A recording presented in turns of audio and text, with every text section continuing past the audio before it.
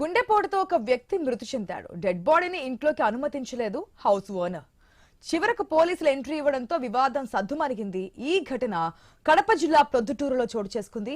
మహబూబ్ బాషా అనే వ్యక్తి ఆసుపత్రిలో మృతి చెందాడు. అతని డెడ్ బాడీని ఇంట్లోకి అనుమతించలేదు ఇంటి ఓనర్. గత 6 ఏళ్లుగా అద్దె చెల్లిస్తూ అదే ఇంట్లో ఉంటున్నారు బాషా ఫ్యామిలీ. అయినా దారుణంగా వ్యవహరించాడు ఇంటి ఓనర్. చివరకు పోలీసులు చొరవ చూపడంతో అనుమతించాడు. దీనిపై స్థానికులు మండిపడుతున్నారు.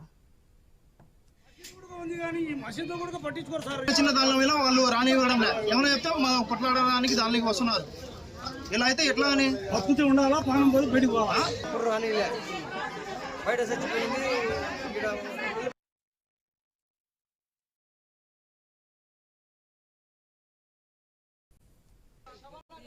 ఇప్పుడు ఎవరైనా అనాథులు ఉంటారు, వాళ్ళకు దానం ధర్మం ఏమైనా చేయాలన్నా కానీ, గుడ్డలు కానీ మంచికి కానీ దానం చేసిన దాకా ఆవుదకు ఉండే కెపాసిటీలు లేకుండా ఉన్నారు, ఉండేటోళ్ళు కూడా ఉన్నారు.